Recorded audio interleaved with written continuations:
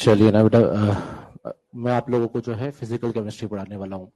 आपको पता होगा कि केमिस्ट्री के कितने पार्ट होते हैं? तीन। तीन पार्ट कौन कौन से होते हैं? Physical, inorganic and organic. तो उसमें से जो पार्ट मैं आपको पढ़ाऊंगा वो कौन सा होगा? Physical chemistry. और फिजिकल केमिस्ट्री जो है उसके 12th क्लास में तो केवल तीन ही चैप्टर है ना। 12th क्लास में तीन ही चैप्टर है, तो मैं 12th का पार्ट भी पढ़ाऊंगा और फिर बाद में 11th का पार्ट भी पढ़ाऊंगा। लेकिन शुरुआत हम कहाँ से करेंगे भैया? 12th के पार्ट से। थोड़ा सा एक बात जानना चाहता हूँ मैं आपसे कि कितने ऐसे लोग हैं जो बिल्कुल नए हैं, जिन्होंने 11th क्लास में कोचिंग नहीं की है? एक बार हाथ ऊंचा करें।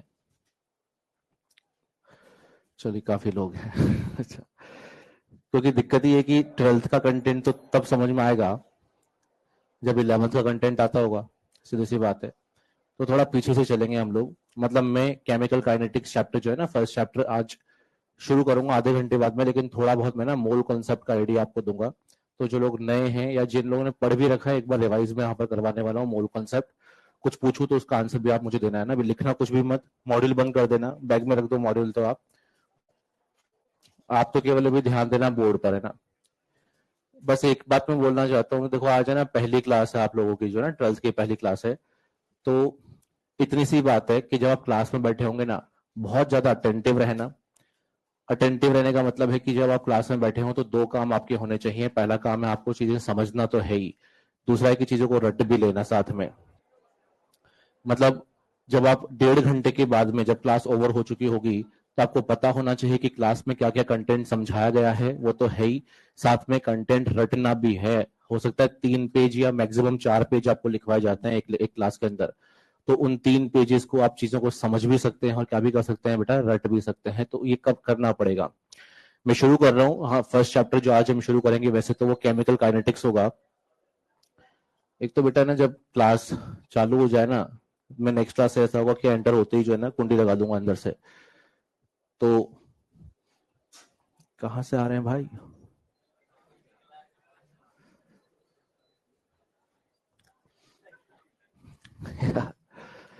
चलिए, थोड़ा बहुत मूल कॉन्सेप्ट में रिवाइज करवा रहा हूँ। कुछ बातें अगर आपको आती होंगी तो बताना।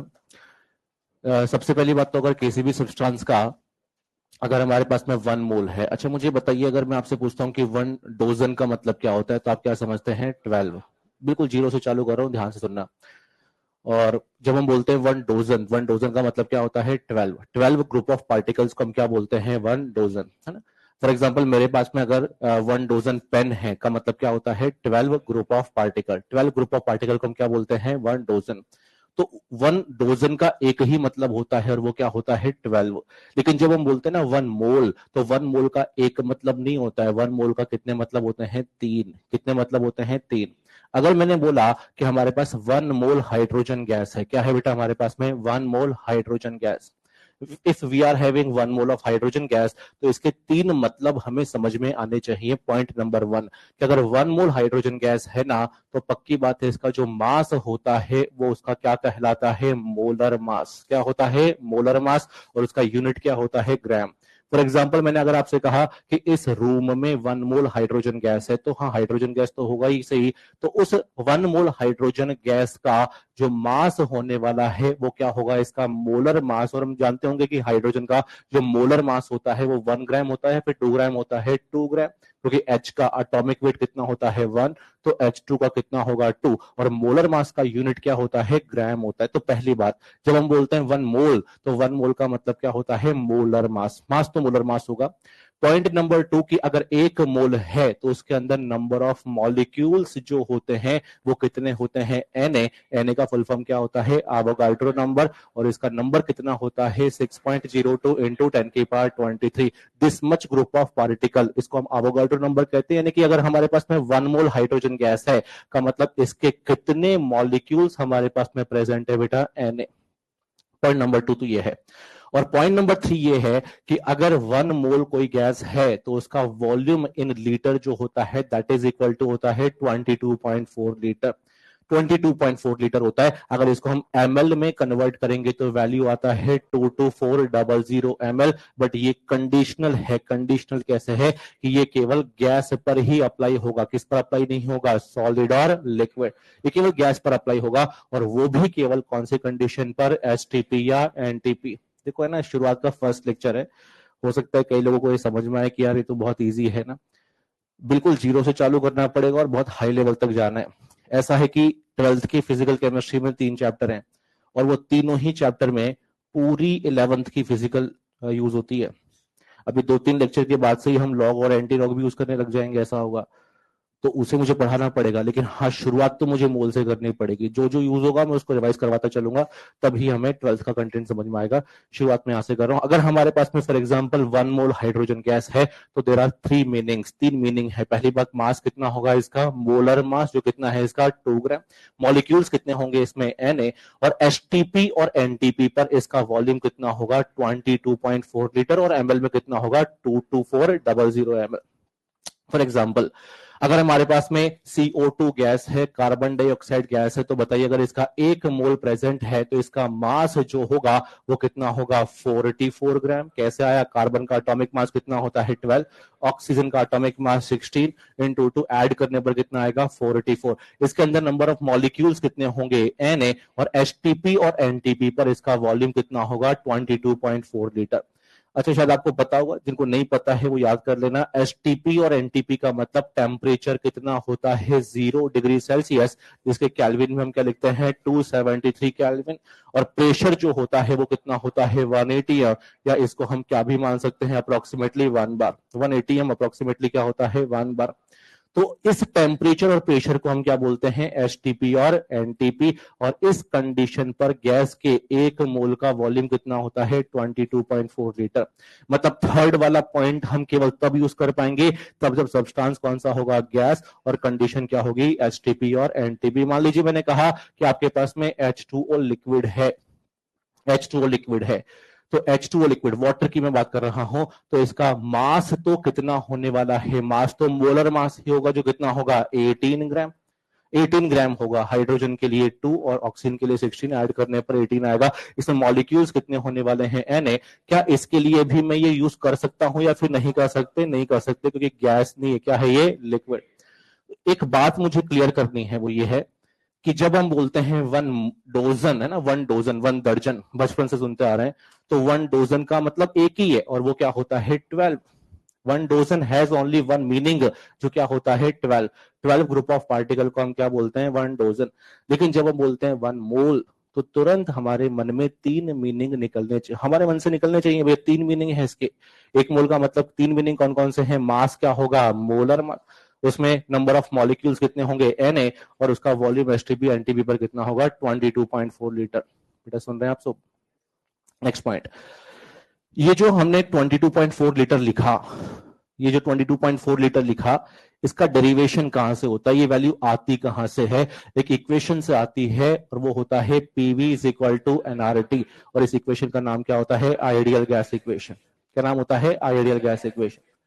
जब आप 11th क्लास में होते हैं ना, तो गैसेस को कभी कभी हम आइडियल गैस बोलते हैं और कभी कभी क्या बोलते हैं रियल गैस। सुनते जाना शांति से, एक होता है आइडियल गैस और एक क्या होता है रियल गैस।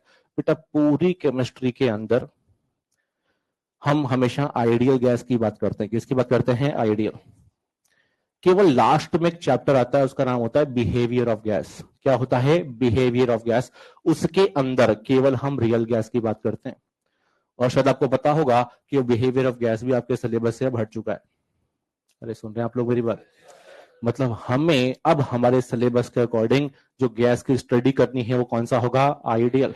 अब हमें रियल की बात नहीं करनी है। इसका मतलब ये हुआ कि पूरी केमिस्ट्री के अंदर जब जब हम गैस लिखेंगे तो पक्का वो गैस कौन सा होगा आइडियल। हम रियल गैस की बात बिल्कुल भी नहीं करेंगे।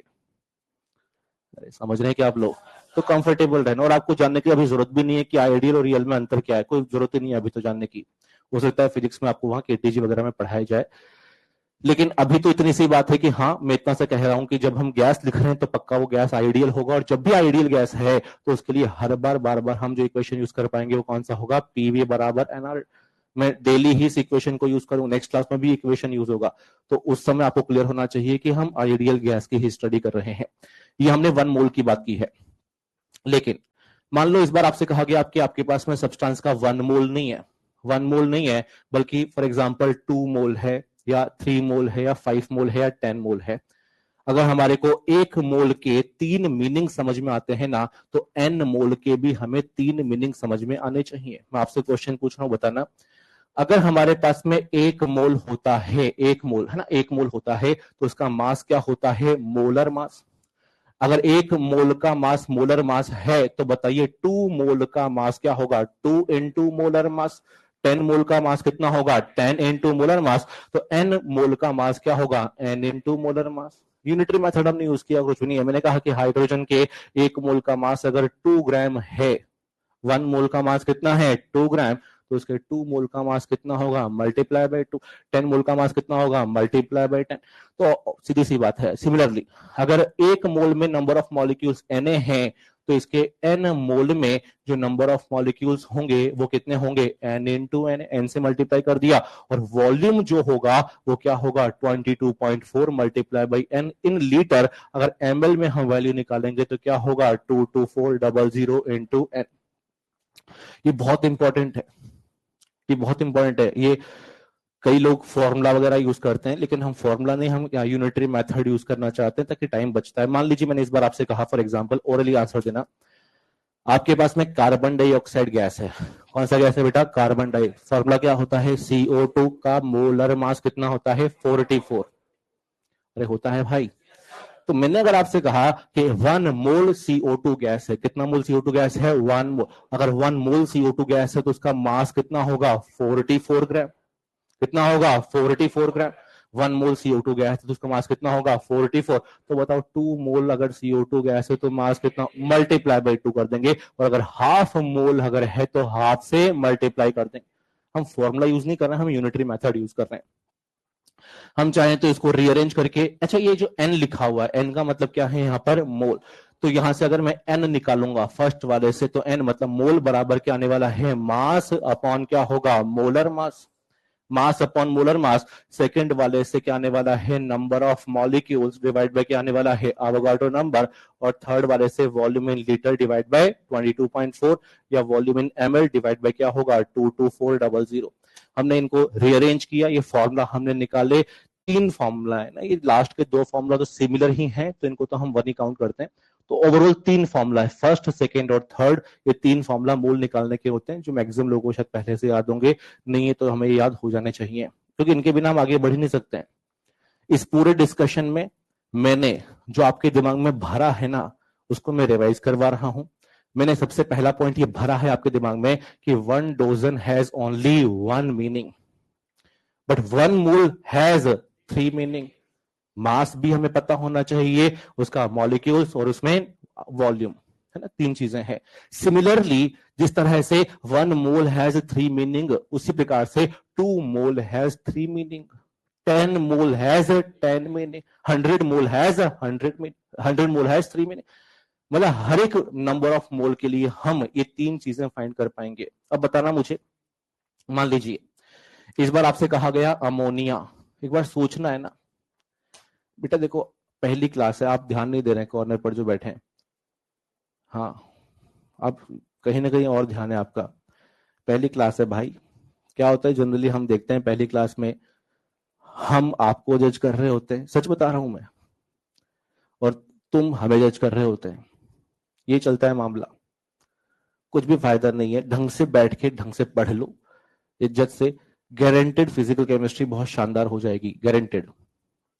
एक प्रॉब्लम है जो मैंने शुरू में कहा आपसे कि 12th की फिजिकल तब समझ में आएगी तब जब कौन सी फिजिकल आती होगी? 11th की। और मैं जानता हूं कि कितनी तुम्हें 11th की आती है, मुश्किल से 10 लोगों को भी नहीं आती है। तो मैं तो जीरो को ही मानता हूं। तो ये मैं मान के चल रहा हूं कि आपको कुछ नहीं आता, जीरो से ही पढ़ा रहा हूं, तो इसको ढंग से पढ़ लेना। लेवल तो बहुत अच्छा आने वाला है, शुरुआत हम जीरो से ही कर रहे हैं। अमोनिया गैस की मैं बात कर रहा हूं, चलो थोड़ा सोच समझ के बताना। अमोनिया का मोलर मास कितना होता है? 17, है ना। 14 + 3 कितना आएगा? 17। तो अगर मैं पूछूं बताओ कि इसके 1 मोल अगर आपको दिए गए हैं तो इसका जो मास होगा वो कितना होगा? 17 ग्राम। ये मैं लिख रहा हूं ना, लेकिन ये हमें सोचना ही चाहिए, लिखना तो नहीं चाहिए। 1 मोल का मास कितना होगा? 17 ग्राम। इसमें 1 मोल में मॉलिक्यूल्स कितने होंगे? n है। और इसका एसटीपी एनटीपी पर वॉल्यूम कितना होगा? 22.4 लीटर। मान लीजिए इस बार मैंने आपसे कहा कि इसका 1 मोल नहीं है, इसका मान लो हाफ मोल है, तो तुरंत हमें आंसर पता होना चाहिए। हाफ मोल का मतलब हाफ से ही तो मल्टीप्लाई करना है। 1 मोल का मास कितना था 17, तो आधे मोल का आधा कर देंगे 8.5 ग्राम। उसका मॉलिक्यूल्स कितना होगा हाफ Na और वॉल्यूम कितना होगा 11.2 लीटर। हमने कोई फॉर्मूला यूज नहीं किया भाई, हमने क्या यूज किया है यूनिटरी मेथड। फॉर्मूला हम यूज नहीं करना चाहते हैं, फॉर्मूला यूज करने बैठ के पेपर निकल जाएगा। मतलब ऐसा हमने नहीं किया कि यहां पर मोल का वैल्यू 0.5 पुट किया, फिर हमने मास अपॉन 17 ये पुट करके क्रॉस मल्टीप्लाई करके आंसर निकाला, नहीं। फॉर एग्जाम्पल मुझे बताइए कि आपके पास में H2SO4 है, कई बार यूज होता है 11th क्लास में, सल्फ्यूरिक एसिड है ना, याद होता है शायद 11th क्लास में आप लोगों को। इसका मोलर मास होता है 98, कितना होता है 98। इसका एक मोल का मास कितना है 98 ग्राम, तो 2 मोल का मास मल्टीप्लाई बाय 2, हाफ मोल का मास मल्टीप्लाई बाय हाफ। ये हम कर सकते हैं, तुरंत कर सकते हैं, जल्दी जल्दी कर सकते हैं।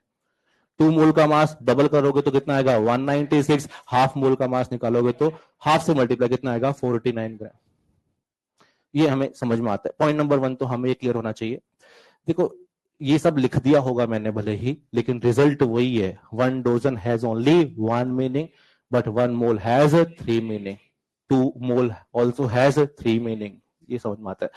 नेक्स्ट पॉइंट कुछ यूनिट कन्वर्जन है, मैक्सिमम लोग को याद होंगे, जिनको याद नहीं है वो याद कर लेना।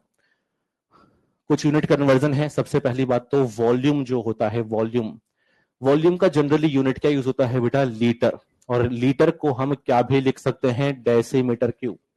लीटर को हम क्या लिख सकते हैं डेसीमीटर क्यूब। जहां जहां लीटर लिखा होगा ना, कई लोग बहुत गलती करते हैं और लिख देते हैं 1 लीटर बराबर 1 मीटर क्यूब, जो सही है फिर गलत है, गलत है। 1 लीटर का मतलब जो होता है वो क्या होता है 1 डेसीमीटर क्यूब, 1 डेसीमीटर क्यूब होता है। नेक्स्ट पॉइंट, कहीं पर भी अगर लिखा हुआ है एमएल का फुल फॉर्म क्या होता है मिली लीटर। 1 मिलीलीटर जो होता है इट इज इक्वल टू होता है 1 सेंटीमीटर क्यूब, या इसे हम 1 सीसी का फुल फॉर्म भी क्या होता है सेंटीमीटर क्यूब। कहीं पर भी एमएल लिखा हो या क्या लिखा हो सेंटीमीटर क्यूब, एक ही मीनिंग होता है। ये मैं क्यों डिस्कस कर रहा हूं, मान लो आगे हम क्वेश्चन सॉल्व करेंगे और कहीं पर लिखा होगा 2 मोल पर लीटर, या तो ये लिखा हो, या फिर मान लो कहीं पर लिखा होगा 2 मोल पर डेसीमीटर क्यूब। सेम मीनिंग है फिर डिफरेंट मीनिंग है सेम, क्योंकि जहां जहां लीटर होगा वहां वहां हम क्या लिख सकते हैं डेसीमीटर क्यूब।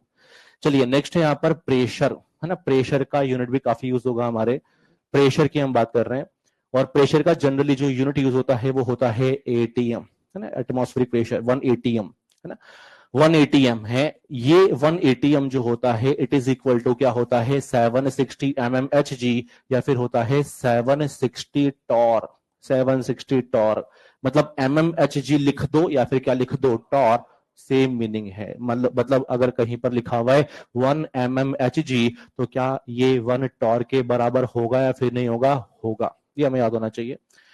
नेक्स्ट है यहाँ पर कि 1 एटीएम और जो बार होता है 1 एटीएम और बार, ये एग्जैक्टली तो ऐसा होता है 1 एटीएम इस कितना होता है 1.01 बार।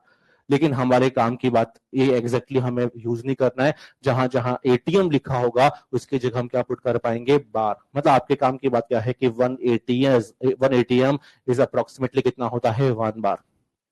ये यूनिट कन्वर्जन है जो बिल्कुल क्लियरली रटे हुए होने चाहिए। ये मिनिमम है बेटा, मिनिमम, होने में तो बहुत सारे हैं लेकिन ये मिनिमम है जो आगे इतना तो हमें याद हो ताकि हमें आगे दिक्कत नहीं आए। नेक्स्ट, जब 11th क्लास में आप होते हो ना तो एक टॉपिक आप पढ़ते हो यार, उसका नाम होता है डिग्री ऑफ डिसोसिएशन। ये हमारे यूज होगा, है ना, 1-2 लेक्चर से यूज होगा, तो मैं पहले इसे डिस्कस कर रहा हूं ताकि चैप्टर पढ़ाने में दिक्कत नहीं आए। डिग्री ऑफ डिसोसिएशन की हम बात कर रहे हैं। बेटा ऐसा है कि है ना, आप में से कई लोगों ने ये पढ़ा हुआ है और मैं ये मानता हूं कि याद तो मुश्किल से 10-15 लोगों को ही आ रहा है। तो अगर आपको याद नहीं आ रहा टेंशन मत लो, मैं पढ़ा रहा हूं आपको।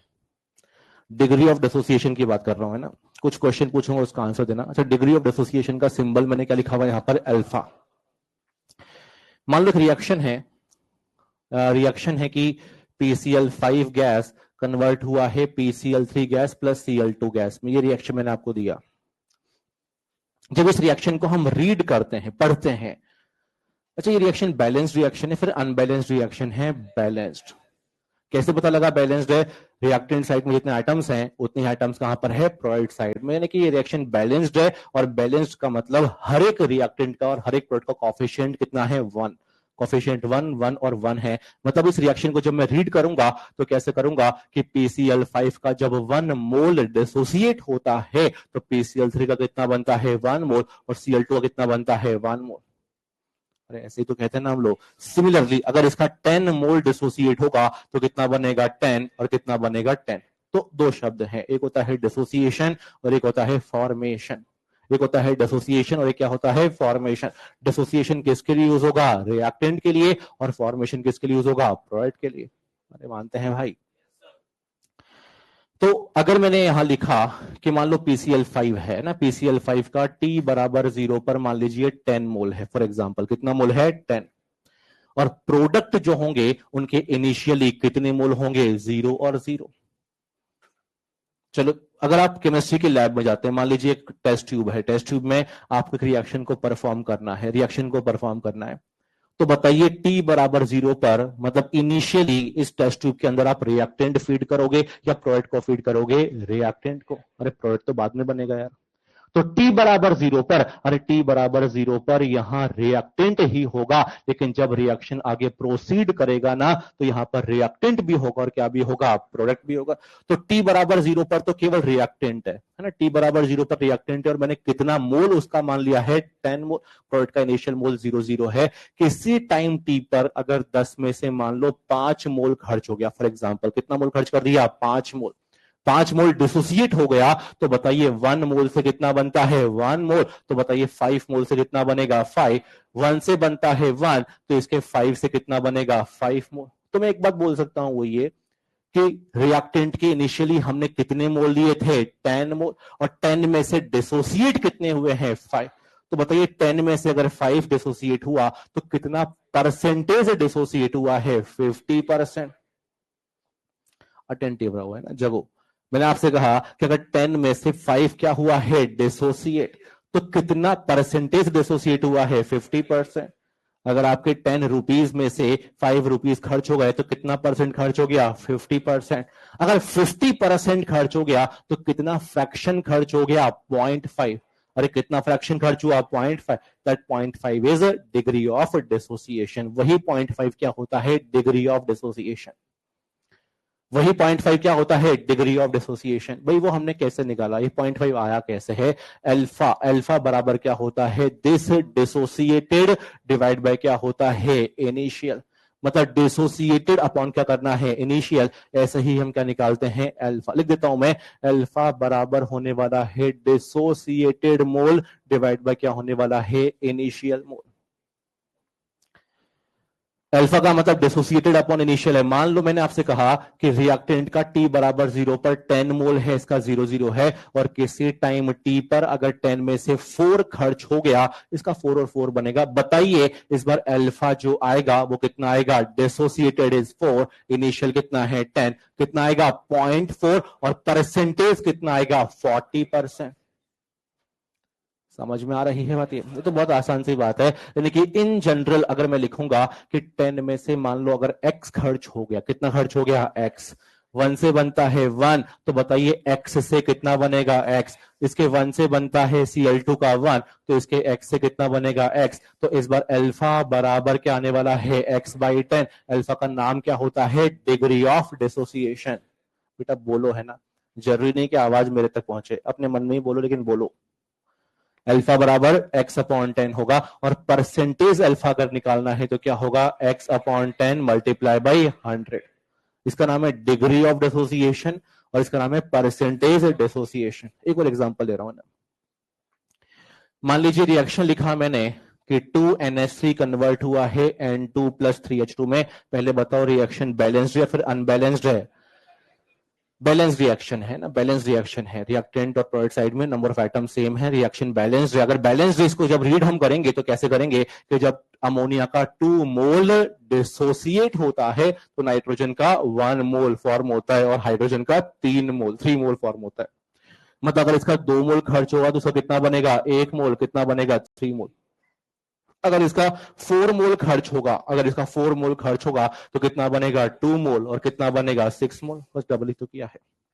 जैसे पहले हमने किया था वैसे ही हम वापस करेंगे। बताओ t बराबर 0 पर मैंने मान लो इसका 20 मोल ले लिया, कितना भी मोल ले सकते हैं, मैंने 20 मोल ले लिया, 10 भी ले सकते हैं। 20 इसका कितना होगा शुरू में 0 0, तो किसी टाइम t पर अगर 20 में से मान लो फॉर एग्जांपल 2 मोल अगर खर्च होगा, कितना खर्च हो गया 2 मोल, तो बताओ 2 से कितना बनता है 1, 2 से कितना बनेगा 1, 2 से बनता है 3, तो 2 से कितना बनेगा 3। अरे ऐसे ही तो करेंगे हम लोग यार। तो बताओ इस बार इनिशियल मोल कितना लिया था हमने 20, में से डिसोसिएट कितना हुआ है 2, तो अल्फा कैसे निकालेंगे, डिसोसिएटेड अपॉन क्या होगा इनिशियल, 2 अपॉन 20 कितना आएगा 0.1, जो भी आएगा आ जाएगा 0.1 आ जाएगा, ये ऐसे निकालेंगे। चलो इसको और जनरलाइज कर रहा हूं मैं। मान लो t बराबर 0 पर हमने यहां पर 20 मोल लिया हुआ है, किसी टाइम t पर 20 में से कुछ खर्च हुआ, मान लो कितना खर्च हुआ 2x, कितना खर्च हुआ 2x, मैंने यहां पर 2x को लिखा क्योंकि कॉफिशिएंट कितना है यहां पर 2, तो 2 अगर कॉफिशिएंट है तो हमने 2x लिखा, अगर 1 कॉफिशिएंट है तो क्या आएगा 1x, और अगर 3 कॉफिशिएंट है तो क्या आएगा 3x। अरे समझ में आ रही बात आपको ये। अब इस बार मुझे बताओ कि रिएक्टेंट का इनिशियल मोल कितना था 20, में से डिसोसिएट कितना हुआ है x या फिर 2x, 2x। इस बार अल्फा, अल्फा जो आएगा वो क्या आएगा 2x अपॉन 20, निकल 2x अपॉन 20, और अगर हम परसेंटेज अल्फा निकालेंगे तो क्या होगा मल्टीप्लाई बाई 100। समझ में आ रही है बात आपको ये। बिल्कुल बेसिक चीज है, बिल्कुल सिंपल चीज है। इस ये इंपॉर्टेंट है क्योंकि नेक्स्ट लेक्चर से ही ये सारी चीजें हमारे काम आएंगी। इस पूरे बोर्ड पर जो लिखा हुआ है कंक्लूजन इतना सा, मेन बात तो इतनी सी है, यहां पर जो पूरी बातें लिखी हुई है वही वापस वही है, मोल हैज ओनली वन मीनिंग और थ्री मीनिंग, थ्री मीनिंग। जब हमने मोल को फिक्स कर दिया तो तीन चीजें फिक्स हो जाएंगी, उसका मास फिक्स हो जाएगा और उसका मॉलिक्यूल फिक्स हो जाएगा और वॉल्यूम। हाँ वॉल्यूम केवल किसके लिए, गैस, और वो भी एसटीपी एनटीपी पर है ना। तीन मीनिंग है, मोल हैज थ्री मीनिंग्स, ये तो कंक्लूजन इतना है। हाँ ये काम आएगा हमारे, जब काम आएगा तो और अच्छे से हम यूज करेंगे। इसको लिखना चाहे आप लिख लेना, बेसिक कॉन्सेप्ट्स ऐसे हेडिंग लिख लो आप, सम बेसिक कॉन्सेप्ट्स।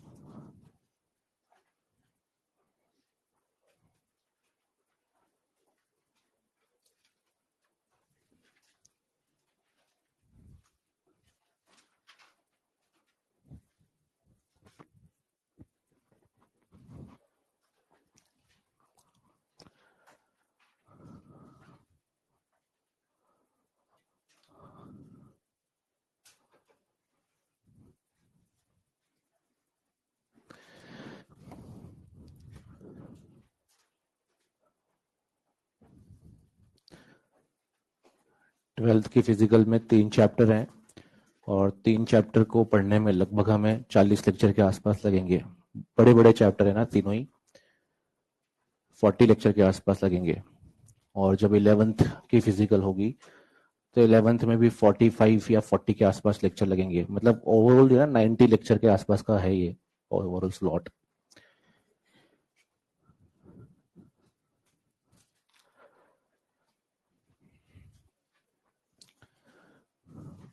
ये लिख लिया गया आपने?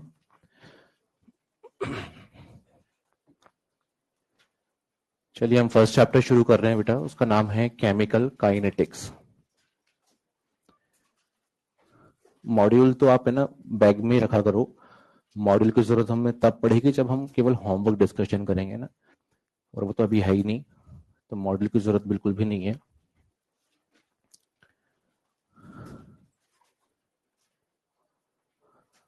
अभी आप ध्यान देना सामने।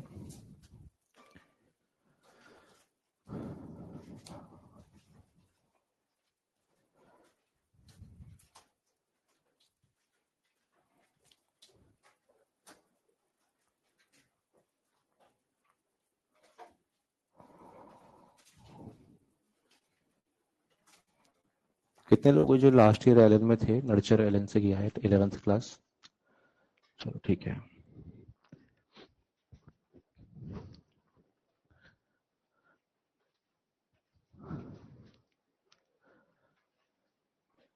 ये लिख लिया बेटा अब तो। अब ध्यान देना सामने ना। इस पूरी फिजिकल केमिस्ट्री का जो फर्स्ट चैप्टर हम चालू कर रहे हैं उसका नाम क्या है यार? केमिकल काइनेटिक्स है ना। लगभग जो है ना बेटा ये 12 लेक्चर के आसपास हमें लगने वाले हैं। इसमें 12 लेक्चर के आसपास लगेंगे और इस चैप्टर में से लगभग 2 क्वेश्चन आपके नीट के एग्जाम में पूछे जाते हैं। ऑलमोस्ट हर एक चैप्टर का जो है ना 2 क्वेश्चन के आसपास ही रहता है, तो इसमें से पक्का है कि 2 क्वेश्चन के आसपास आपके नीट के एग्जाम में आते हैं। बड़ा वेटेज है इसका, है ना, बड़ा ही वेटेज बोलते हैं केमिस्ट्री में तो इसको। केमिकल काइनेटिक्स चैप्टर जो है इसमें 2 शब्द हमें दिख रहे हैं। कौन कौन से शब्द हैं यहाँ पर? केमिकल और काइनेटिक्स। बेटा ना थोड़ा इन्वॉल्व रहना क्लास में ना।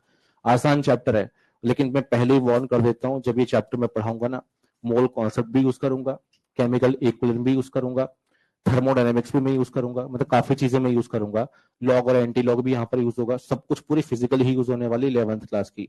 जब जब जिस चीज की जरूरत होगी मैं पूरा रिवाइज करते हुए ही चलूंगा। एक्सपेक्टेशन बहुत ज्यादा नहीं होगी आपसे, लेकिन हाँ थोड़ा कॉपरेट कर लेना। केमिकल काइनेटिक्स जो चैप्टर है ना, इसमें 2 शब्द हैं। कौन कौन से हैं यार? केमिकल और काइनेटिक्स। और केमिकल शब्द से मतलब किससे है? Chemical reaction. किससे मतलब है भैया? Chemical reaction. और केमिकल रिएक्शन के अंदर हमें किसकी स्टडी करनी है? काइनेटिक्स। किसकी स्टडी करनी है? काइनेटिक्स का मतलब होता है speed of a reaction, rate of a reaction, या क्या बोल देते हैं स्पीड ऑफ अ रिएक्शन, या वेलोसिटी ऑफ अ रिएक्शन भी हम बोल सकते हैं। मतलब इस चैप्टर का जो मेन फील है, मेन मीनिंग है, वो ये है कि इस चैप्टर में हमें रेट ऑफ रिएक्शन या स्पीड ऑफ रिएक्शन की स्टडी करने वाले हैं। किसकी स्टडी करेंगे भैया? रेट ऑफ रिएक्शन या स्पीड ऑफ रिएक्शन। हम इस चैप्टर में हर बार हर एक क्वेश्चन में क्या कैलकुलेट कर रहे होंगे? Rate of a reaction.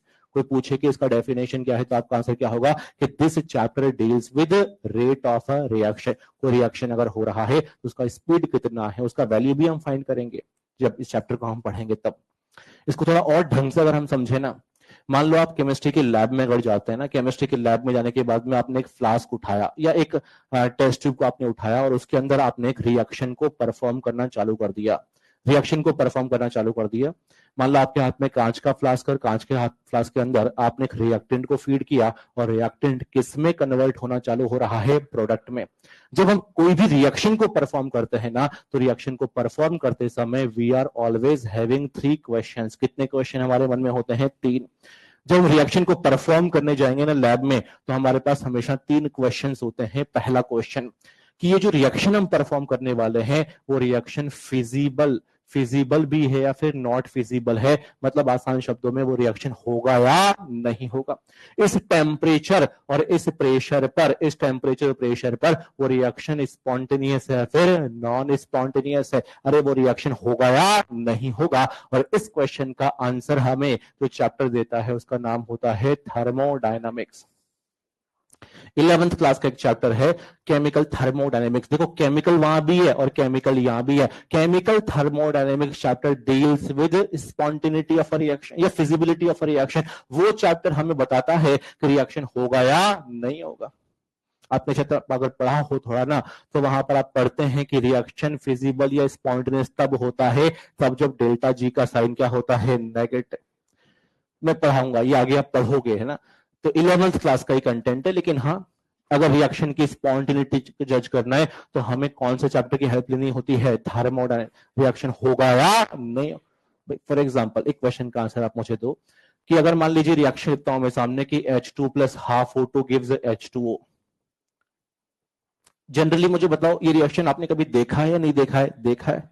मतलब रिएक्शन होता है या नहीं होता है? होता है। लेकिन क्या इस रूम में अभी इस मोमेंट पर ये रिएक्शन हो रहा है या नहीं हो रहा है? नहीं हो रहा। हमारे इस रूम में हाइड्रोजन गैस भी होगा, हमारे इस रूम में ऑक्सीजन गैस भी होगा। क्या इस टेम्परेचर प्रेशर पर, क्या अभी इस मोमेंट पर ये रिएक्शन फिजिबल है या नॉट फिजिबल है? Not feasible. तो कब वो फिजिबल है और कब वो नॉट फिजिबल है, इसका आंसर हमें कौन सा चैप्टर देगा भैया? थर्मोडायनेमिक्स। तो थर्मोडायनेमिक्स का मेन टारगेट यही है कि इस चैप्टर में हमें रिएक्शन की स्पॉन्टेनिटी को या फिजिबिलिटी को चेक करना होता है, whether the reaction is feasible और नॉट फिजिबल। थर्मोडायनेमिक्स का ये फंडा है। दूसरा, अगर वो रिएक्शन फिजिबल है, अगर वो रिएक्शन अगर होगा तो उस रिएक्शन का एक्सटेंट क्या होगा, मतलब वो रिएक्शन कब तक होता रहेगा। कब तक होने का मतलब यह है कि रिएक्टेंट का परसेंटेज अल्फा 20% होगा, 40% होगा या 100% होगा, का मतलब रिएक्शन में रिएक्टेंट कितने हद तक खत्म हो जाएगा, उसका एक्सटेंट क्या होगा। और उसका आंसर हमें जो चैप्टर देता है उसका नाम होता है इक्विलिब्रियम। क्या नाम होता है भैया? इक्विलिब्रियम। 11th क्लास में 2 चैप्टर होते हैं, केमिकल इक्विलिब्रियम एंड आयन। तो दोनों चैप्टर हमें किसके बारे में बताएंगे भैया? एक्सटेंट। अगर आपने पढ़ा हो ना कहीं, तो उस चैप्टर में मैक्सिमम क्वेश्चन में आप अल्फा की बात करते हैं, अल्फा कब बढ़ेगा, अल्फा कब कम होगा वगैरह, अल्फा की बात चलती है वहां पर। मतलब रिएक्शन किस हद तक होगा, अगर होगा तो किस हद तक होगा, उसका एक्सटेंट क्या होगा, उसका आंसर हमें कौन बताएगा भैया? इक्विलिब्रियम। तीसरा, अगर रिएक्शन होगा तो उसका स्पीड कितना होगा, मतलब उसका रेट क्या होगा। इस क्वेश्चन का आंसर हमें कौन सा चैप्टर बताएगा भैया? Chemical kinetics. मतलब इस चैप्टर में हमें फिजिबिलिटी चेक नहीं करना है, इस चैप्टर में हमें एक्सटेंट चेक नहीं करना है, इस चैप्टर में हमें किसकी बात करनी है? रेट। अगर 200 क्वेश्चन इस चैप्टर में करोगे ना आप, तो 200 में से कम 100 क्वेश्चन तो ऐसे ही होंगे जहां पर आपको रेट ऑफ रिएक्शन निकालना है, स्पीड ऑफ रिएक्शन निकालना है। ये आपको आइडिया होना चाहिए चैप्टर के शुरुआत में ही भाई। बेटा देखो, हम केमिस्ट्री पढ़ रहे हैं और केमिस्ट्री में हम किसकी स्टडी करते हैं? रिएक्शन की। तो रिएक्शन होगा या नहीं होगा, पहला क्वेश्चन। अगर होगा तो किस हद तक होगा, दूसरा क्वेश्चन। अगर होगा तो उस रिएक्शन का स्पीड कितना होगा, तीसरा क्वेश्चन। और इस क्वेश्चन का आंसर हमें कहां से मिलेगा? केमिकल काइनेटिक्स से। अपनी कॉपी में आप इसका डेफिनेशन लिखें, चैप्टर का डेफिनेशन लिखवा रहा हूं मैं। पहले आप हेडिंग लिख लें चैप्टर का नाम लिख लें, और उसके बाद में एक लाइन लिखो जो मैं लिखवा रहा हूं।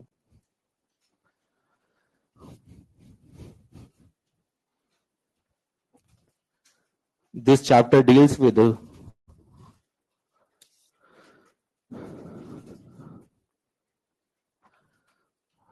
this chapter deals with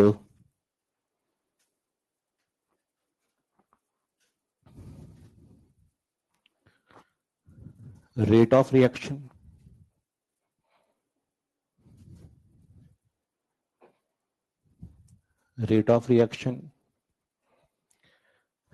mechanism of reaction,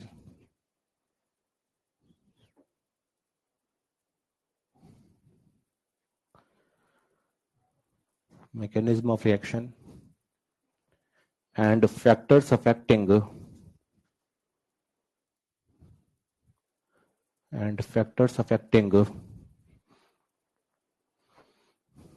rate of reaction.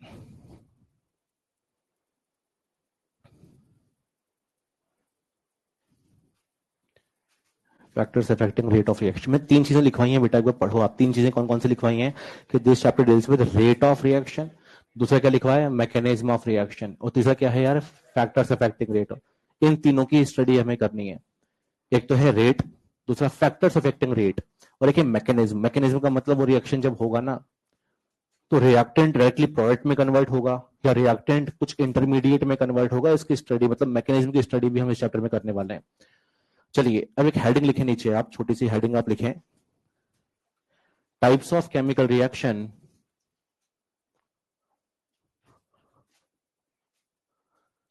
Types of chemical reaction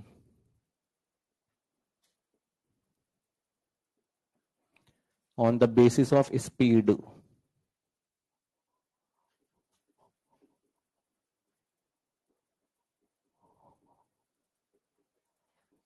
On the basis of speed. अब 15 मिनट के लिए पेन को नीचे रख दें और ध्यान दें सामने आप।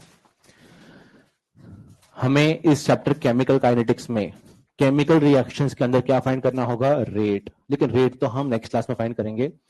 अभी तो हम केमिकल रिएक्शंस के टाइप लिखने वाले हैं। केमिकल रिएक्शंस के 3 टाइप होते हैं on the basis of speed. Speed के बेसिस पर केमिकल रिएक्शन कितने प्रकार की होती हैं? 3। और नाम सामने लिखे हुए इजी ही है। पहला कौन सा रिएक्शन है? Very fast reaction. फिर क्या होता है? Very slow. फिर क्या होता है? मॉडरेट। टाइम पास कंटेंट है ना, झेलना पड़ेगा क्योंकि नाम में ही मीनिंग छुपा हुआ है, इसमें क्या ही पढ़ाऊं। पहला क्या है बेटा? Very fast reaction. अच्छा, वेरी फास्ट रिएक्शन का मतलब स्पीड बहुत ज्यादा है या फिर कम है? ज्यादा। अगर स्पीड बहुत ज्यादा है तो उस रिएक्शन को कंप्लीट होने में ज्यादा समय लगेगा या फिर कम समय लगेगा? कम समय। यानी कि these reaction completes in a longer time और इन अ शॉर्टर टाइम। ऐसा एनसीईआरटी में लिखा हुआ है कि ये वो रिएक्शंस होती हैं जिनको कंप्लीट होने में 10 की पावर -16 सेकंड से 10 की पावर -14 सेकंड के आसपास लगता है। मतलब इनको कंप्लीट होने में 1 सेकंड नहीं लगेगा भैया, हाफ सेकंड नहीं लगेगा, बल्कि फ्रैक्शन ऑफ सेकंड लगेगा। ये बहुत ज्यादा समय या फिर कम समय है? कम समय है। ये हमें याद करना है, एनसीईआरटी में लिखा हुआ है। तो वेरी फास्ट रिएक्शन वो रिएक्शन है जो बहुत बहुत तेजी से हो जाएंगी, का मतलब कंप्लीट होने में फ्रैक्शन ऑफ सेकंड ही यहां पर लगने वाले हैं। जनरली जो आयनिक रिएक्शंस होती हैं जिसमें आयंस इन्वॉल्व होते हैं, वो रिएक्शन कौन सी रिएक्शन होती है? वेरी फास्ट रिएक्शन, जिसमें रिएक्शन किसके बीच में होगी? कैटायन और एनायन के बीच में होगी। एग्जांपल मान लीजिए रिएक्शन लिखता हूं सामने में कि HCl प्लस NaOH कन्वर्ट किस में होगा? NaCl plus H2O। तो ये जो रिएक्शन है, इस रिएक्शन में रिएक्टेंट साइड में आयंस है, पानी के अंदर डाल दोगे तो क्या क्या मिलेगा? H प्लस और Cl माइनस। यहां पर क्या मिलेगा? Na प्लस और OH माइनस। तो रिएक्शन आयन के बीच में हो रही है, और अगर आयनिक रिएक्शन है तो वो रिएक्शन कौन सी होगी? Very fast. अब खुद समझते हैं इस बात को। एक फ्लास्क के अंदर एसिड भी डाल दो, बेस भी डाल दो, क्या रिएक्शन होने का वेट करना पड़ेगा या तुरंत रिएक्शन हो जाएगा? तुरंत। वेरी फास्ट रिएक्शन होगा, बहुत कम समय में वो रिएक्शन कंप्लीट हो जाएगा। फॉर एग्जाम्पल अगर रिएक्शन है कि AgNO3 प्लस मान लीजिए NaCl है, देखो इसमें भी आयंस है पानी के अंदर, Ag प्लस और कौन सा आयन होगा? NO3 minus. यहां पर क्या होगा? Na प्लस और Cl माइनस। रिएक्शन होके यहां पर बनने वाला है AgCl प्लस बनने वाला है NaNO3। ये रिएक्शन भी आयनिक रिएक्शन है, पानी के अंदर आयनिक रिएक्शन है। और ये रिएक्शन अगर आयनिक रिएक्शन है तो it is also an example of very fast reaction.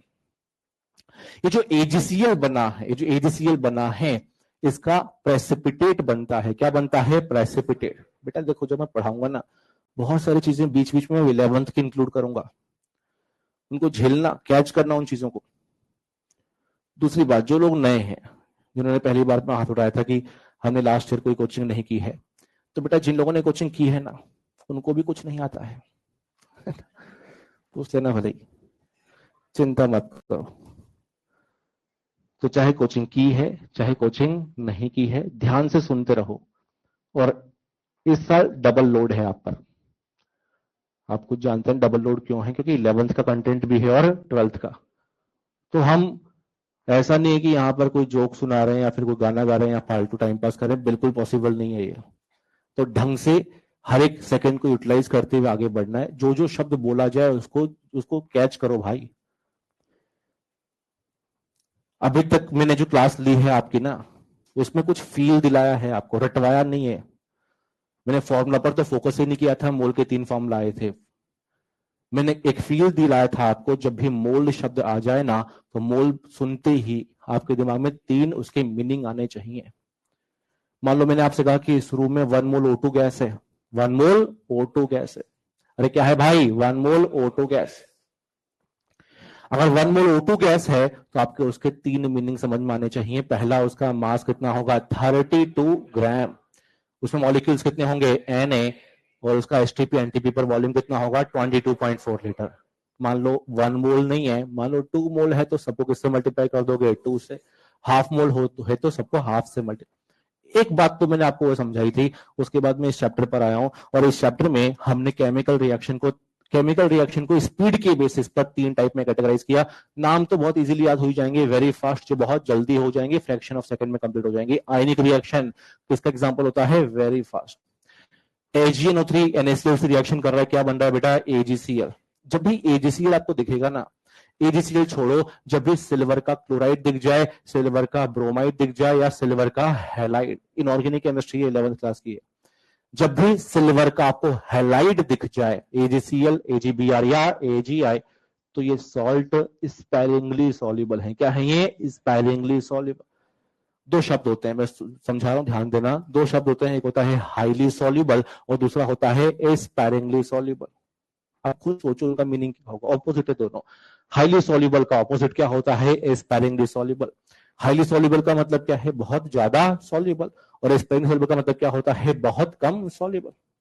आप मुझे खुद बताओ, अगर पानी है और पानी के अंदर मैंने अगर नमक डाल दिया, NaCl डाल दिया, नमक वही जो आप खाते हैं, नमक डाल दिया, NaCl अगर डाल दिया, वो हाईली सॉल्युबल है फिर स्पायरिंगली सॉल्युबल है? Highly soluble. अरे बहुत भयंकर सॉल्युबल है। पानी के अंदर 1 चम्मच नमक डाल दो, 2 चम्मच डाल दो, 3 चम्मच डाल दो, एक बहुत ज्यादा अमाउंट में वो क्या हो पाता है? सॉल्युबल। अरे मानते हैं क्या भाई? लेकिन पानी के अंदर अगर आपने NaCl नहीं डाला, अगर पानी के अंदर आपने इनको डाल दिया ना, अरे 1 चम्मच छोड़ो, आधी चम्मच छोड़ो, बहुत ही कम सॉल्युबल हो पाते हैं। बहुत कम सॉल्युबल हो पाते का मतलब वो नीचे सेटल हो जाएंगे, का मतलब जल्दी से क्या बना लेते हैं? प्रेसिपिटेट। तो जब भी AgCl दिख जाए, AgBr दिख जाए, मतलब सिल्वर के हैलाइड अगर आपको दिख जाएंगे ना, जरूर देखोगे आप उनके बगल में क्या चिपका देते हैं? एरो। क्योंकि ये घुलते नहीं है, ये सॉल्युबल नहीं हो पाते हैं, बल्कि नीचे सेटल होकर के क्या बना लेते हैं? प्रेसिपिटेट। इस चैप्टर से खैर हमें इस बात से मतलब नहीं, लेकिन चीजें जो भी हैं हमको समझते जाएंगे। चलिए, तो वेरी फास्ट रिएक्शन। नेक्स्ट क्या होता है यहाँ पर? वेरी स्लो रिएक्शन का मतलब ये वो रिएक्शन है जो बहुत तेजी से या फिर स्लोली होंगे, स्लोली। तो ये जो रिएक्शन होती है, these reaction completes in few days, कुछ दिन में हो सकती है या कुछ मंथ्स में हो सकती है या फिर हो सकता है कुछ साल में भी हो जाए। बहुत ज्यादा इनको कंप्लीट होने में समय लगने वाला है, बहुत स्लो रिएक्शन है ये।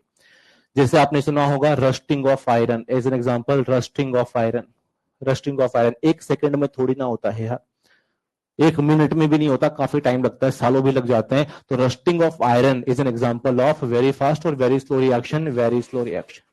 फॉर एग्जाम्पल एनसीआर दिया हुआ है, एनसीईआरटी में ना एक एग्जांपल में दिया हुआ है कि अगर कार्बन डायमंड है, कार्बन डायमंड का कार्बन ग्रेफाइट में कन्वर्जन, आपने पढ़ा होगा कि कार्बन के एलोट्रोप्स होते हैं, 3 एलोट्रोप्स होते हैं। कौन कौन से होते हैं? ग्रेफाइट, डायमंड और full ring.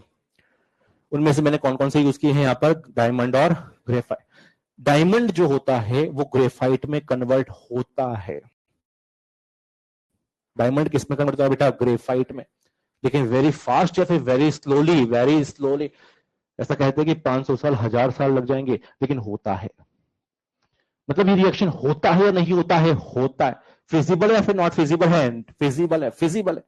Thermodynamically it is feasible. मैंने शुरू में कहा था आपसे कि थर्मोडायनेमिक्स किसके बारे में बताएगा भैया? फिजिबिलिटी के बारे में।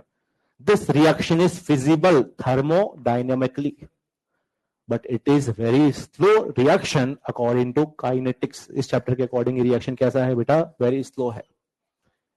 अच्छा, हमारी अर्थ पर ज्यादा कौन मिलता है, डायमंड या फिर ग्रेफाइट? ग्रेफाइट, तभी तो सस्ता है भाई। तो डायमंड का ग्रेफाइट में कन्वर्जन जो है होता है, thermodynamically it is feasible, but kinetically it is very slow reaction, very slow reaction है। एनसीईआरटी में दिए एग्जांपल थोड़ा दिमाग में रहने चाहिए हमारे। नेक्स्ट थर्ड जो कैटेगरी है उसका नाम क्या है बेटा? मॉडरेट। देखो वेरी स्लो वहां लिखा हुआ है और यहां पर क्या लिखा हुआ है? स्लो, है ना। मॉडरेट को हम क्या भी बोल सकते हैं? Slow reaction.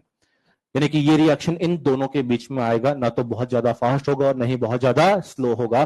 तो ये जो रिएक्शन होती है, these reaction completes in a few second, कुछ सेकंड में हो जाएंगी। 1 सेकंड में, 10 सेकंड में, 15 सेकंड में, या हो सकता है कुछ मिनट भी लग जाए, हो सकता है कुछ आवर्स भी लग जाए। मतलब ये वो रिएक्शन है जो एक मेजरेबल टाइम में कंप्लीट होती है। ये उस टाइम में कंप्लीट होती हैं जिसको हम क्या कर सकते हैं भैया? मेजर कर सकते हैं। अरे इतने कम समय का मेजरमेंट लैब में क्या हमारे लिए पॉसिबल है क्या? नहीं। 1 साल 2 साल तक का कोई वेट नहीं करने वाला, ये भी मेजरेबल टाइम नहीं है। जो मेजरेबल टाइम में कंप्लीट होती है वो कौन सी होती है? मॉडरेट रिएक्शन, मॉडरेट या स्लो रिएक्शन। मतलब जब हम लैब में जाते हैं ना भैया, आपने कहीं अगर केमिस्ट्री की लैब में जाकर के एक्सपेरिमेंट किया है या नहीं भी किया है, तो हम थोड़ी ना 1 साल तक वहां पर बैठे रहते हैं यार। या तो 15 सेकंड, 20 सेकंड या आधा घंटा, 1 घंटे में हमारी रिएक्शन कंप्लीट हो जाती है। का मतलब जो लैब में जाकर के हम रिएक्शन को जनरली परफॉर्म करते हैं वो कौन सी होती है भैया? मॉडरेट या स्लो रिएक्शन होती है। जनरली जो मॉलिक्यूलर रिएक्शन होती है, मॉलिक्यूलर रिएक्शन, वो रिएक्शन किसका एग्जांपल होती है? मॉडरेट। मॉलिक्यूलर रिएक्शन का मतलब क्या है? जिसमें आयंस इन्वॉल्व नहीं होंगे। क्या इन्वॉल्व होंगे भैया? मॉलिक्यूल्स। आयंस नहीं होंगे, मॉलिक्यूल्स होंगे। फॉर एग्जांपल जैसे कि रिएक्शन है N2 + 3H2 converting into 2NH3। क्या इसमें आयंस है? क्या नहीं। क्या है इसके अंदर? मॉलिक्यूल्स। तो एक मॉलिक्यूलर रिएक्शन है, और जनरली मॉलिक्यूलर रिएक्शन का एग्जांपल होता है moderate reaction. Next for example NCERT में कुछ एग्जांपल दिए हुए हैं। एक तो एग्जांपल हमें याद करना है, inversion of cane sugar. Inversion of cane sugar, cane sugar शायद आप समझते हैं ना।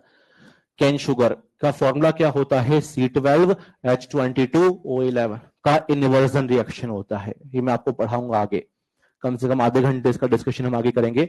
अभी तो हमें याद करना है, inversion of cane sugar is an example of very fast और वेरी स्लो और moderate reaction, moderate reaction. NCERT में एक और एग्जांपल दिया हुआ है, और वो है hydrolysis of starch. Hydrolysis of starch is also an example of moderate और स्लो रिएक्शन। ये जो मैंने आपको पढ़ाया ना अभी, ये इंपॉर्टेंट बिल्कुल भी नहीं है, इस पर आज तक कोई क्वेश्चन नहीं आया।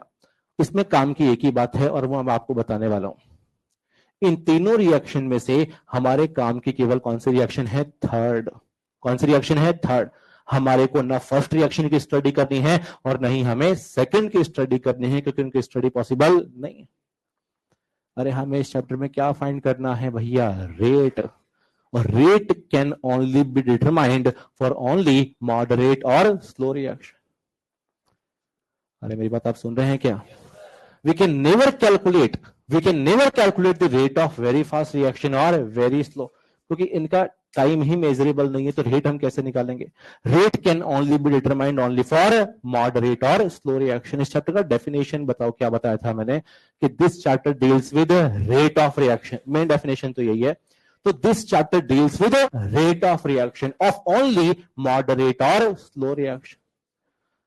इस चैप्टर में हमें फर्स्ट और सेकंड को कंटिन्यू बिल्कुल भी नहीं करना। आज हमने इसको शुरू किया, आज खत्म भी हो गया, इनके बारे में हमें आगे बात ही नहीं करनी है। अगले 12 लेक्चर जो मैं आपको रिएक्शन की स्टडी करवाऊंगा, जो रिएक्शन हम एग्जाम्पल पढ़ेंगे, पक्का वो रिएक्शन कौन सा होगा? मॉडरेट। क्योंकि इन्हीं रिएक्शन का हम केवल क्या फाइंड कर सकते हैं? रेट। मेन बात इतनी सी है। मॉडरेट का डेफिनेशन एक्चुअल में यही है।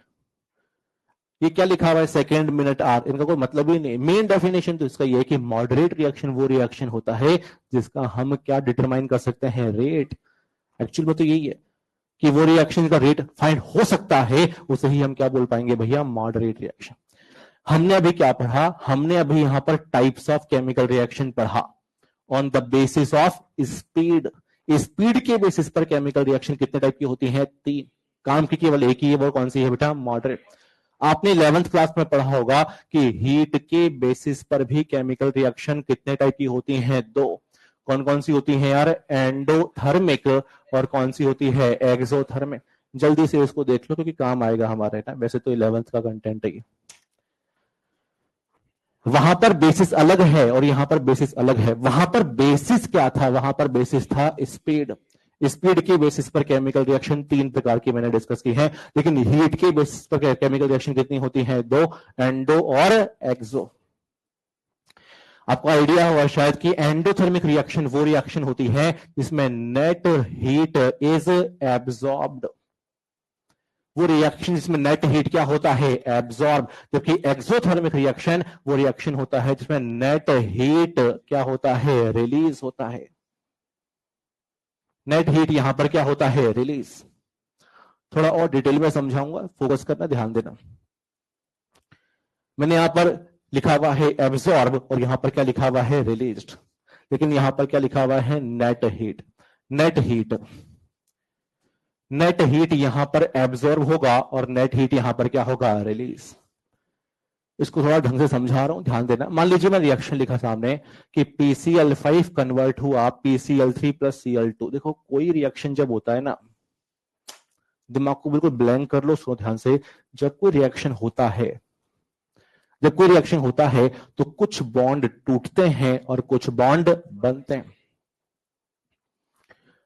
जब ये रिएक्शन हुआ होगा तो PCl5 में बॉन्ड टूटे होंगे, और जब PCl3 Cl2 बना होगा तो बॉन्ड बने होंगे, मतलब कुछ बॉन्ड टूटे हैं और कुछ बॉन्ड बने। आप एक क्वेश्चन का आंसर दो, बॉन्ड कब टूटेगा, जब हीट एब्जॉर्ब होगा या फिर रिलीज होगा? सोच समझ के ना, बॉन्ड कब टूटेगा, तब जब हीट एब्जॉर्ब होगा या फिर रिलीज होगा, एब्जॉर्ब। अपने आप बॉन्ड थोड़ा टूटेगा भैया, बॉन्ड को तोड़ना है तो हीट देना पड़ेगा, एब्जॉर्ब होगा, हीट एब्जॉर्ब होगा।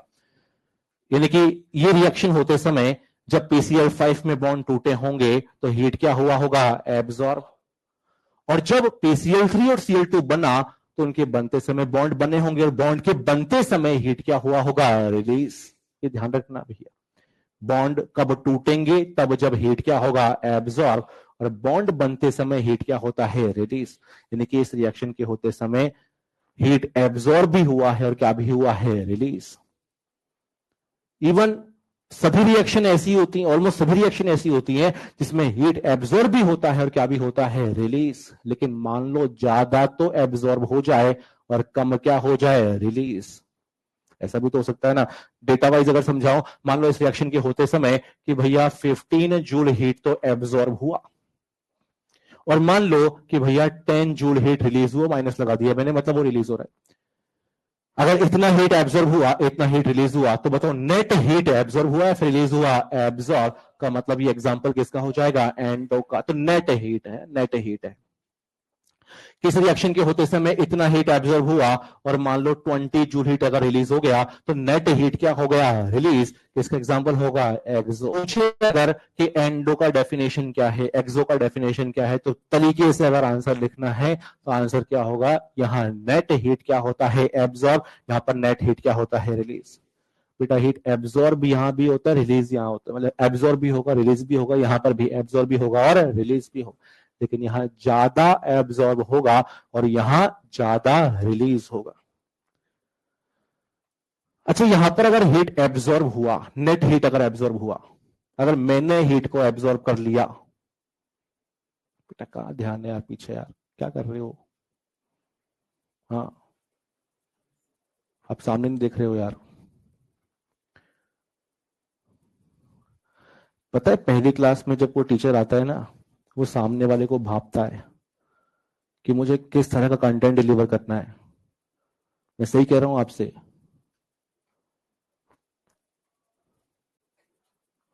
मैं गारंटी से बोल सकता हूं फिजिकल केमिस्ट्री आपकी बहुत शानदार हो जाएगी, गारंटेड बहुत शानदार हो जाएगी। लेकिन तरीके से चलो भाई, पहली क्लास में ही यार कई लोगों को बोलना पड़ रहा है। अभी भी वो मुंडी नीचे कर, क्या कर रहा है भाई? क्या हो गया?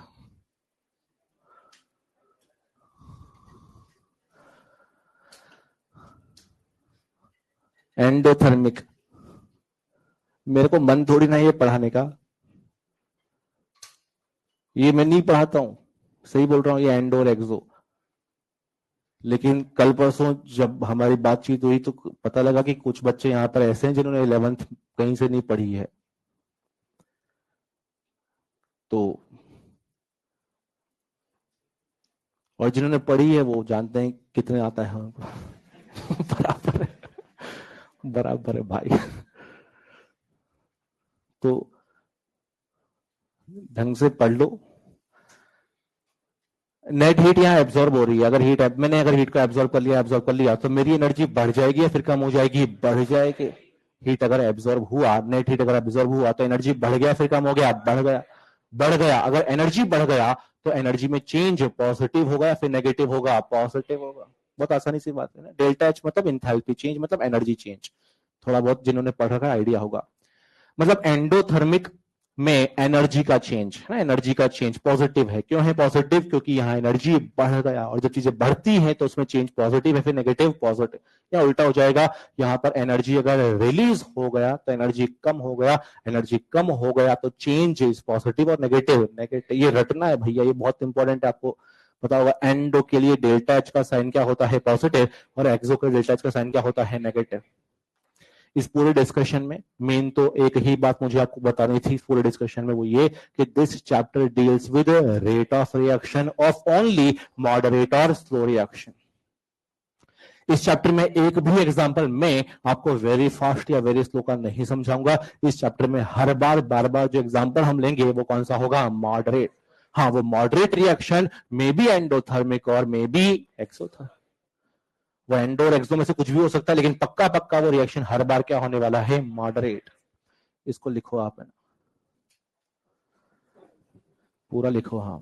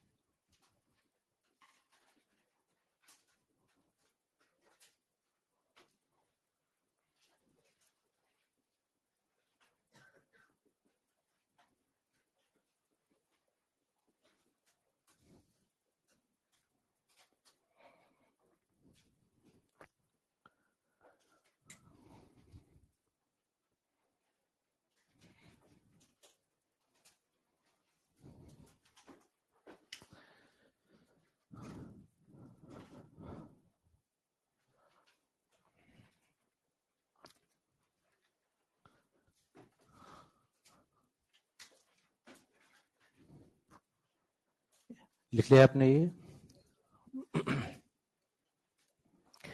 ये शुरू का पार्ट बेटा बोरिंग पार्ट है, इसमें कुछ भी नहीं है, कोई क्वेश्चन बनते नहीं है इस पे।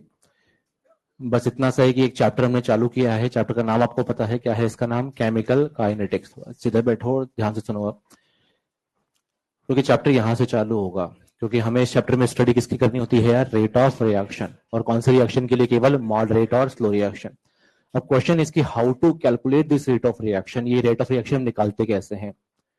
अच्छा, रेट को हम क्या भी बोल सकते हैं यहाँ पर? स्पीड। बेटा कुछ बातें पूछ रहा हूँ, आंसर देना सोच समझ के ना। अगर हम रनिंग कर रहे हैं ना, कोई गाड़ी है ना, कोई गाड़ी चल रही है, तो उसका अगर हमें स्पीड निकालना है तो स्पीड हम कैसे निकालते हैं? Distance upon time taken. अरे अगर हम रनिंग कर रहे हैं, मैं वॉक कर रहा हूं अगर, तो मेरी स्पीड आप कैसे निकालेंगे भैया? डिस्टेंस अपॉन क्या होता है? टाइम। लिख देता हूं सामने।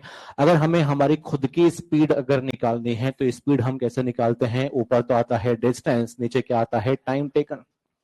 लेकिन हमें यहां इस चैप्टर के अंदर हमारी स्पीड नहीं निकालनी, हमें किसकी स्पीड निकालनी है भैया? रिएक्शन। रिएक्शन की स्पीड निकालनी है। और रिएक्शन जो हो रही है वो हवा में हो रही है, फिर फ्लास्क में हो रही है? फ्लास्क में। और फ्लास्क एक ही जगह पर पड़ा हुआ है, फिर घूम रहा है भैया? एक ही जगह पर पड़ा हुआ है। मतलब उसके अंदर जो है ना, डिस्टेंस नहीं आएगा, डिस्टेंस नहीं आएगा। डिस्टेंस का मतलब होता है चेंज इन पोजीशन। डिस्टेंस का मतलब क्या होता है? Change in position. भाई जब हम मूव करते हैं ना, हम जब खुद मूव करते हैं, तो जब हम मूव करते हैं तो हमारा क्या चेंज होता है भैया? पोजीशन। तो change in position divide by time taken होता है। लेकिन जब रिएक्शन हो रहा होता है तो रिएक्शन होते समय पोजीशन चेंज नहीं होता है। क्या चेंज नहीं होता है? पोजीशन। बल्कि रिएक्शन के होते समय कॉन्सेंट्रेशन चेंज होता है। और किसका कॉन्सेंट्रेशन चेंज होता है? रिएक्टेंट का भी और प्रोडक्ट का भी। यानी कि जब हम किसी भी रिएक्शन का रेट निकालेंगे, स्पीड निकालेंगे, तो फॉर्मूला ये नहीं होगा। इस बार फॉर्मूला क्या होगा? ऊपर तो आने वाला है change in concentration of reactant और प्रोडक्ट डिवाइड बाय क्या होने वाला है यहां पर? Time taken. Divide by time taken. तो सिमिलर फॉर्मूला है ना, यहां पर तो है भैया change in position divide by time taken, जबकि वहां पर क्या होगा? Change in concentration. किसका? रिएक्टेंट का या प्रोडक्ट का, डिवाइड बाय क्या होगा? Time taken. सुनते रहना, आराम से समझते रहना, क्योंकि हम फॉर्मूला आने वाले हैं बहुत सारे अभी थोड़ी देर में। तो अभी तो मैंने हल्का सा आइडिया दिया कि अगर हमें किसी भी रिएक्शन का रेट निकालना है तो रेट निकालने के लिए हम रिएक्टेंट की हेल्प भी ले सकते हैं और प्रोडक्ट की हेल्प भी ले सकते हैं। और उनका हमें ऊपर क्या पुट करना होगा? Change in concentration divide by क्या आने वाला है? Time taken. सिंबॉलिकली अगर मैं लिखूंगा तो ऊपर आने वाला है चेंज इन कॉन्सेंट्रेशन, नीचे क्या आने वाला है भैया? Time taken. सुनते रहना है ना। मान लो एज एन एग्जांपल, मान लीजिए मैंने यहां पर लिखा कि ए कन्वर्ट हुआ है बी में। ये रिएक्शन है, ए किस में कन्वर्ट हुआ है? बी में। तो ए तो क्या है यहां पर? रिएक्टेंट, और बी क्या है यहां पर? प्रोडक्ट। मुझे बताओ ए का कॉन्सेंट्रेशन समय के साथ में बढ़ेगा या कम होगा? कम होगा। ए रिएक्टेंट है, ए का कॉन्सेंट्रेशन समय के साथ में बढ़ेगा फिर कम होगा? कम होगा। और बी क्योंकि प्रोडक्ट है, उसका कॉन्सेंट्रेशन समय के साथ में क्या होगा? बढ़ेगा। अरे रिएक्टेंट तो कम होता जाएगा और प्रोडक्ट बढ़ता जाएगा। यानी कि रिएक्टेंट का कॉन्सेंट्रेशन भी चेंज होगा और प्रोडक्ट का कॉन्सेंट्रेशन भी चेंज होगा। और जितना भी चेंज होगा डिवाइड बाय टाइम टेकन, ये जो रेशियो आएगा उसे हम क्या बोल देंगे? रेट। अरे सुन रहे हैं मेरी बात को? अच्छा मुझे बताओ, मान लो कि T1 टाइम पर कॉन्सेंट्रेशन इसका A1 है और T1 टाइम पर कॉन्सेंट्रेशन इसका B1 है ना। आपको आइडिया होना चाहिए, जब भी स्क्वायर बॉक्स के अंदर हम कुछ लिखते हैं इसका मतलब क्या होता है? कॉन्सेंट्रेशन। अगर मैंने ये लिखा है जिसको हम बोलेंगे कैसे? इसको हम बोलेंगे कॉन्सेंट्रेशन ऑफ ए। अगर लिखा है इस प्रकार से तो इसका मतलब क्या होगा? Concentration of B. मतलब T1 टाइम पर अगर कॉन्सेंट्रेशन इसका A1 है, इसका B1 है, T2 टाइम पर कॉन्सेंट्रेशन अगर इसका A2 है और इसका कितना है? B2, तो बताइए A1 और A2 में से बड़ा कौन होगा? A1 और A2 में से बड़ा कौन होगा? A1, क्योंकि रिएक्टेंट तो बढ़ गया या कम हो गया? कम हो गया। पहले ज्यादा था, अब क्या हो गया? कम। लेकिन प्रोडक्ट बढ़ गया फिर कम हो गया, बढ़ गया। अरे सुनते हैं मेरी बात को? अगर मुझे इस रिएक्शन का रेट फाइंड करना है तो रेट में कैसे निकालूंगा? Change in concentration divide by क्या होगा? Time taken. लेकिन ये कॉन्सेंट्रेशन रिएक्टेंट का है या प्रोडक्ट का है या किसी का भी हो सकता है? किसी का भी। यानी कि हम रेट फाइंड कर सकते हैं using concentration of A divide by time taken, या फिर हम रेट फाइंड कर सकते हैं using concentration of B divide by क्या होगा? Time taken. अरे हम किसी से भी रेट निकाल सकते हैं, रिएक्टेंट से भी और प्रोडक्ट से भी। सुनते रहे आप। अरे इस चैप्टर का नाम क्या है बेटा? Chemical kinetics. इस चैप्टर में हमें निकालना क्या होगा? रेट। रेट निकालना है। कैसे? Change in concentration divide by time taken, but concentration reactant का भी आप यूज कर सकते हैं और प्रोडक्ट का भी। आप आंसर सेम ही आएगा। अच्छा, चेंज इन कॉन्सेंट्रेशन ऑफ ए जो है, चेंज हम कैसे निकालते हैं? फाइनल माइनस क्या होता है? इनिशियल। डेल्टा टी अगर लिखूंगा तो क्या लिखूंगा भैया? T2 माइनस T1, और ऊपर क्या आने वाला है? A2 minus A1। सिमिलरली यहां पर अगर लिखूंगा तो क्या लिखूंगा? B2 minus B1 divide by क्या आने वाला है? T2 minus T1। अच्छा मुझे बताओ, अगर मैं रनिंग कर रहा हूं या कोई गाड़ी चल रही है तो क्या उसका स्पीड कभी नेगेटिव हो सकता है क्या? नहीं, स्पीड हमेशा क्या होता है? पॉजिटिव। लेकिन अगर आप ध्यान दोगे ना, तो इस फर्स्ट वाले को अगर देखोगे ना आप, तो लिखा हुआ है A2 माइनस A1। क्या लिखा हुआ भैया? A2 minus A1। अच्छा मुझे बताओ, A2 माइनस A1 अगर है तो हम छोटे में से बड़े को माइनस कर रहे हैं, फिर बड़े में से छोटे को माइनस कर रहे हैं? हम यहां पर देखो पहले ही कह चुके हैं, पहले कॉन्सेंट्रेशन ज्यादा था, अब क्या हो गया है? कम। तो अगर मैं इस एक्सप्रेशन को यहीं अगर छोड़ दूंगा ना, तो A2 minus A1 will be positive और नेगेटिव। नेगेटिव। ये नेगेटिव आएगा या पॉजिटिव आएगा? नेगेटिव। अरे इस फॉर्मूला से तो रेट क्या आ जाएगा? नेगेटिव। इसको हमें क्या बनाना पड़ेगा? पॉजिटिव। और पॉजिटिव बनाने के लिए हम एडिशनली क्या लगाने वाले हैं? माइनस। ये माइनस हमने केवल क्यों लगाया? क्योंकि हमें रेट का आंसर क्या चाहिए? पॉजिटिव। और पॉजिटिव कब आएगा? तब जब नेगेटिव को किससे मल्टीप्लाई कर देंगे? नेगेटिव से। क्या ये सेम प्रॉब्लम यहां पर भी आएगी या फिर नहीं आएगी? नहीं आएगी, क्योंकि हम तो यहां पर बड़े में से छोटे को ही माइनस कर। इसका मतलब ये हमें समझ में आया कि जब रेट का एक्सप्रेशन हम लिखते हैं ना, तो हमें बहुत ध्यान पूर्वक यहां पर प्लस माइनस लगाना होता है। प्लस माइनस लगाना होता है। कभी कभी प्लस लगाएंगे, कभी कभी क्या लगाएंगे? माइनस। अच्छा, माइनस कब लगाएंगे? तब जब कॉन्सेंट्रेशन रिएक्टेंट का होगा या प्रोडक्ट का होगा? रिएक्टेंट का। और प्लस कब लगाएंगे? जब कॉन्सेंट्रेशन किसका होगा? प्रोडक्ट का। इस चैप्टर में हमें क्या फाइंड करना है? रेट। कैसे? Change in concentration upon time taken. लेकिन अगर रिएक्टेंट का कॉन्सेंट्रेशन यूज करोगे तो एक्सप्रेशन में क्या लगाओगे? माइनस। और प्रोडक्ट कॉन्सेंट्रेशन में क्या लगाओगे? प्लस। अच्छा, मैंने अगर माइनस लगाया तो क्या रेट का आंसर नेगेटिव आएगा क्या? नहीं। ये नेगेटिव ही क्यों लगाया है? ताकि रेट का आंसर क्या आ जाए? पॉजिटिव। और अगर आप इन प्लस माइनस के लफड़े से बचना चाहते हो तो आप तो कुछ मत करो, मॉड लगा दो। चाहे कोई भी वैल्यू हो, मॉड के बाहर आएगी तो क्या हो जाएगी? पॉजिटिव। क्योंकि रेट का आंसर हमेशा क्या होगा? पॉजिटिव। कुछ नहीं बताया भाई, फालतू की बात है। बहुत सिंपल सी ही बात है। इस चैप्टर में हमें रेट फाइंड करना है। कैसे निकालेंगे? Change in concentration upon time taken. If we will be using concentration of reactant, तो एक्सप्रेशन में हमें क्या लगाना पड़ेगा? नेगेटिव। और if we are will be using concentration of product, तो हमें एक्सप्रेशन में क्या लगाना है? पॉजिटिव।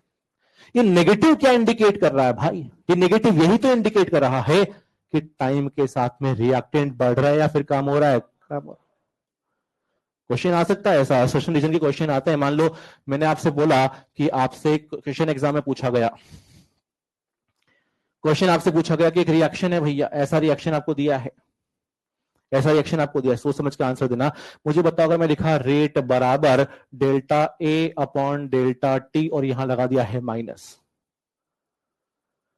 एक्सप्रेशन सही है या फिर गलत है? सही है। रीजन में लिखा हुआ है कि this negative sign is indicating the concentration of A is decreasing with time. आसान शब्द में कि ए का कॉन्सेंट्रेशन समय के साथ में कम हो रहा है। This negative sign is indicating कि ए का कॉन्सेंट्रेशन कम हो रहा है। सही है फिर गलत है? सही है। कम हो रहा है। अरे कम हो रहा है तो change negative, negative into negative क्या हो जाएगा? पॉजिटिव। बात इतनी सी बताइए मैंने कि जब जब हम रेट का एक्सप्रेशन लिखेंगे ना, रेट का एक्सप्रेशन, तो ध्यान पूर्वक कब नेगेटिव होगा और कब पॉजिटिव होगा। नेगेटिव कब होगा? जब कॉन्सेंट्रेशन किसका होगा? रिएक्टेंट का। और पॉजिटिव कब होगा? जब कॉन्सेंट्रेशन किसका होगा? प्रोडक्ट का। चाहे नेगेटिव लगा दो चाहे पॉजिटिव लगा दो, रेट का आंसर हमेशा हमेशा क्या आएगा? पॉजिटिव ही आएगा। इतना लिख लो आप, है ना। इसके बाद नेक्स्ट क्लास में हम पढ़ेंगे।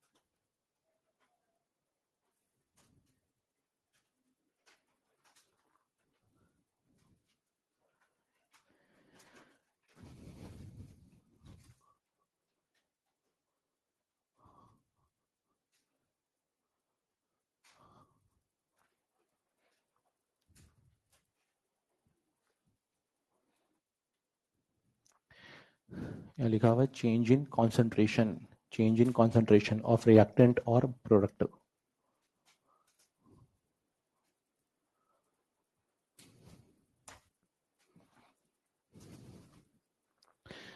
चलिए आज के लिए इतना ही है, नेक्स्ट क्लास में मिलते हैं।